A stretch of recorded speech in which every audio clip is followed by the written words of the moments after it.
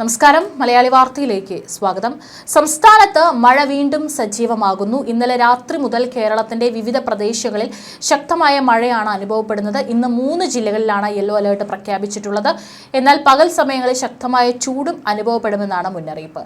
അടുത്ത മണിക്കൂറിൽ കേരളത്തിൽ ഇടുക്കി, പാലക്കാട്, മലപ്പുറം, കോഴിക്കോട്, കണ്ണൂർ, കാസർഗോഡ് ജില്ലകളിൽ ഒറ്റപ്പെട്ടയിടങ്ങളിൽ ഇടിമിന്നലോട് കൂടിയ നേരിയ ഇടത്തരം മഴയ്ക്കും മണിക്കൂറിൽ 40 കിലോമീറ്റർ വരെ വേഗതയിൽ ശക്തമായ കാറ്റിനും സാധ്യതയുണ്ടെന്ന് കേന്ദ്ര കാലാവസ്ഥാ വകുപ്പ് അറിയിച്ചിട്ടുണ്ട്.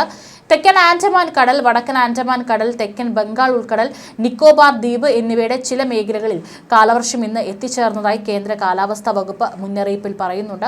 തുടർന്നുള്ള 3 മുതൽ 4 ദിവസത്തിനുള്ളിൽ തെക്കൻ അറബിക്കടൽ, മാലിദ്വീപ്, കൊമേറിയൻ മേഖല, തെക്കൻ ബംഗാൾ ഉൾക്കടലിലെ ചില ഭാഗങ്ങൾ, ആൻഡമാൻ നിക്കോബാർ ദ്വീപുകൾ മുഴുവനായും, ആൻഡമാൻ കടലിലെ ബാക്കി ഭാഗങ്ങൾ, മധ്യ ബംഗാൾ ഉൾക്കടലിലെ ചില ഭാഗങ്ങൾ എന്നിവിടങ്ങളിലേക്കും കാലവർഷം വ്യാപിക്കാൻ സാധ്യതയുണ്ട്. കേരളത്തിൽ ഇന്നും നാളെയും ഒറ്റപ്പെട്ട ശക്തമായ മഴയ്ക്കുള്ള സാധ്യതയാണ് പ്രവചിക്കുന്നത്.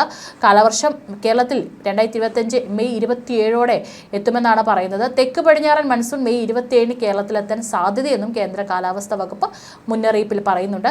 4 ദിവസം വരെ മുന്നോട്ടോ പിന്നോട്ടോ ആവാനുള്ള സാധ്യത കൂടി കണക്കാക്കപ്പെടുന്നുണ്ട്. അടുത്ത 5 ദിവസത്തേക്കുള്ള മഴ പ്രവചനം ഇപ്രകാരമാണ്. വിവിധ ജില്ലകളിൽ കേന്ദ്ര കാലാവസ്ഥാ വകുപ്പ് യെല്ലോ അലേർട്ട് പ്രഖ്യാപിച്ചിരിക്കുന്നു. ഇന്ന് പത്തനംതിട്ട, ഇടുക്കി, എറണാകുളം, കണ്ണൂർ 14/5/2025, തിരുവനന്തപുരം, പത്തനംതിട്ട, കോഴിക്കോട്, വയനാട് എന്നീ ജില്ലകളിലാണ് യെല്ലോ അലേർട്ട് പ്രഖ്യാപിച്ചിട്ടുള്ളത്. ഒറ്റപ്പെട്ട ശക്തമായ മഴയ്ക്കുള്ള സാധ്യതയാണ് പ്രവചിക്കപ്പെട്ടിരിക്കുന്നത്. 24 മണിക്കൂറിൽ 64.5 മില്ലിമീറ്റർ മുതൽ 115.5 മില്ലിമീറ്റർ വരെ മഴ ലഭിക്കുന്ന സാഹചര്യത്തെയാണ് ശക്തമായ മഴ എന്നതുകൊണ്ട് അർത്ഥമാക്കുന്നത്.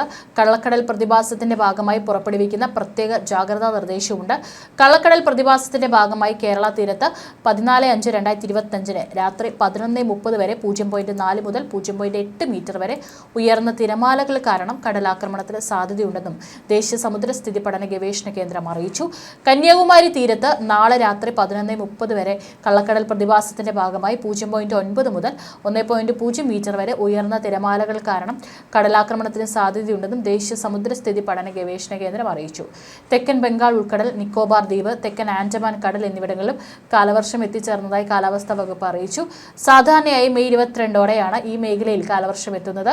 3-4 ദിവസത്തിനുള്ളിൽ തെക്കൻ അറബിക്കടൽ, മാലിദ്വീപ്, കൊമേറിയൻ മേഖല, തെക്കൻ ബംഗാൾ ഉൾക്കടലിലെ ചില ഭാഗങ്ങൾ, ആൻഡമാൻ നിക്കോബാർ ദ്വീപുകൾ മുഴുവനായും, ആൻഡമാൻ കടലിലെ ബാക്കി ഭാഗങ്ങൾ, മധ്യ ബംഗാൾ ഉൾക്കടലിലെ ചില ഭാഗങ്ങൾ എന്നിവിടങ്ങളിലേക്കും കാലവർഷം വ്യാപിക്കാൻ സാധ്യതയുണ്ട്. കാലവർഷം കേരളത്തിൽ മെയ് 27 എത്തിച്ചേരുമെന്ന് കാലാവസ്ഥാ വകുപ്പും അറിയിച്ചു.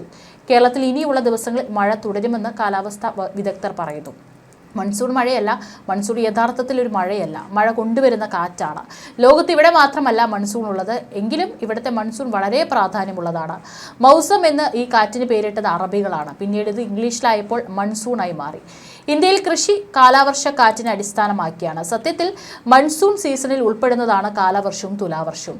തെക്ക് പടിഞ്ഞാറൻ മൺസൂൺ കാലവർഷത്തിനും വടക്കുകിഴക്കൻ മൺസൂൺ തുലാവർഷത്തിനും കാരണമാകുന്നു. കൊച്ചി ധനുഷ്കോടി ദേശീയപാതയിൽ മൂന്നാർ ഗ്യാപ്പ് റോഡിൽ വീണ്ടും മലയിടിച്ചിലാണ്. 2 മണിക്കൂറിലധികം പെയ്ത മഴയെ തുടർന്ന് തിങ്കൾ വൈകിട്ട് 5-നാണ് ഗ്യാപ്പ് റോഡിലേക്ക് കല്ലും മണ്ണും അടർന്നു വീണത്. കരിങ്കല്ല് റോഡിലേക്ക് പതിച്ചതിനാൽ മൂന്നാർ ഗ്യാപ്പ് റോഡ് വഴിയുള്ള യാത്ര നിരോധിച്ച് കളക്ടർ ഉത്തരവിറക്കി. തമിഴ്നാട്ടിൽ നിന്നുള്ള വിനോദസഞ്ചാരികളുടെ വാഹനം കടന്നുപോയ ഉടനെയാണ് മലയിടിച്ചിലുണ്ടായത്. ശാന്തൻപാറ, ദേവികുളം പോലീസ് സ്റ്റേഷനുകളിൽ നിന്ന് ഉദ്യോഗസ്ഥർ സ്ഥലത്തെത്തി വാഹന ഗതാഗതവും നിയന്ത്രിച്ചു. പോലീസും നാട്ടുകാരും ചേർന്ന് റോഡിലേക്ക് വീണ പാറക്കഷ്ണങ്ങളും മണ്ണും നീക്കി. മൂന്നാറിൽ നിന്ന് മണ്ണുമാന്തി യന്ത്രം കൊണ്ടുവന്നാണ് വലിയ കല്ലുകൾ നീക്കിയത്. ജാഗ്രതാ നിർദ്ദേശമുണ്ട്. മഴ തുടരാൻ സാധ്യതയുള്ളതിനാൽ ഇടുക്കി ജില്ലയിലെ മലയോര പ്രദേശങ്ങളിലൂടെ യാത്ര ചെയ്യുന്നവർ അതീവ ജാഗ്രത പാലിക്കണമെന്ന് ജില്ലാ ഭരണകൂടം അറിയിച്ചു. മെയ് 13 ഇത്തവണത്തെ കാലവർഷം തെക്കൻ ആൻഡമാൻ കടൽ, തെക്കൻ കിഴക്കൻ ബംഗാൾ ഉൾക്കടൽ, നിക്കോബാർ ദ്വീപ് സമൂഹങ്ങളുടെ ചില ഭാഗങ്ങളിൽ എത്തിച്ചേരാൻ സാധ്യതയെന്നും കേന്ദ്ര കാലാവസ്ഥാ വകുപ്പ് അറിയിച്ചിട്ടുണ്ട്. തുടർന്നുള്ള 4-5 ദിവസത്തിനുള്ളിൽ തെക്കൻ അറബിക്കടൽ, മാലിദ്വീപ്, കൊമേറിയൻ മേഖലയുടെ ചില ഭാഗങ്ങൾ, തെക്കൻ ബംഗാൾ ഉൾക്കടലിലെ കൂടുതൽ ഭാഗങ്ങൾ, ആൻഡമാൻ നിക്കോബാർ ദ്വീപുകൾ മുഴുവനായും, ആൻഡമാൻ കടൽ, മധ്യ ബംഗാൾ ഉൾക്കടലിലെ ചില ഭാഗങ്ങൾ എന്നിവിടങ്ങളിലേക്കും കാലവർഷം വ്യാപിക്കാൻ സാധ്യതയുണ്ട്. കാലവർഷം മെയ് 27 കേരളത്തിലെത്താൻ സാധ്യതയെന്നും കേന്ദ്ര കാലാവസ്ഥാ വകുപ്പ് അറിയിച്ചു. മാർച്ച് 1 മുതൽ 19 വരെയുള്ള കാലയളവിൽ ഏകദേശം 95.66 മില്ലിമീറ്റർ മഴയാണ് കേരളം പ്രതീക്ഷിച്ചത്. എന്നാൽ 154.7 മില്ലിമീറ്റർ വരെ മഴ ലഭിച്ചു. ഇത് 62% അധികമാണ്. ഏറ്റവും കൂടുതൽ വേനൽ മഴ ലഭിച്ചത് ഇത്തവണ കണ്ണൂർ ജില്ലയിലാണ്. 167% അധികം മഴ ഇവിടെ പെയ്തു. പ്രതീക്ഷിച്ചത് 42 മില്ലിമീറ്റർ മഴയാണെങ്കിൽ ലഭിച്ചത് 112.3 മില്ലിമീറ്റർ മഴയാണ്. പാലക്കാട്, കോഴിക്കോട് ജില്ലകളിലും 100%-ലധികം മഴയാണ് ലഭിച്ചത്. എന്നാൽ പ്രതീക്ഷിച്ചതിനേക്കാൾ ഏറ്റവും കുറവ് അധിക മഴ ലഭിച്ചത് ഇടുക്കി ജില്ലയിലാണ്. 6% കാസർഗോഡ്, എറണാകുളം, ആലപ്പുഴ, ഇടുക്കി ഒഴികെ എല്ലാ ജില്ലകളിലും 50%-ന് മുകളിൽ അധിക മഴ പെയ്തു.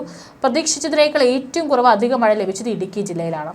6%-മാണ് ലഭിച്ചത്. കാസർഗോഡ്, എറണാകുളം, ആലപ്പുഴ, ഇടുക്കി ഒഴികെയുള്ള എല്ലാ ജില്ലകളിലും 50%-ന് മുകളിൽ അധിക മഴ പെയ്തു. ചൂടിനൊപ്പം ഹ്യൂമിഡിറ്റിയും കൂടുന്നത് അസ്വസ്ഥത ഉണ്ടാകുമെന്ന് മുന്നറിയിപ്പുണ്ട്. ഉയർന്ന താപനിലയും ഈർപ്പമുള്ള വായുവുമാണ് ഇതിന് കാരണം.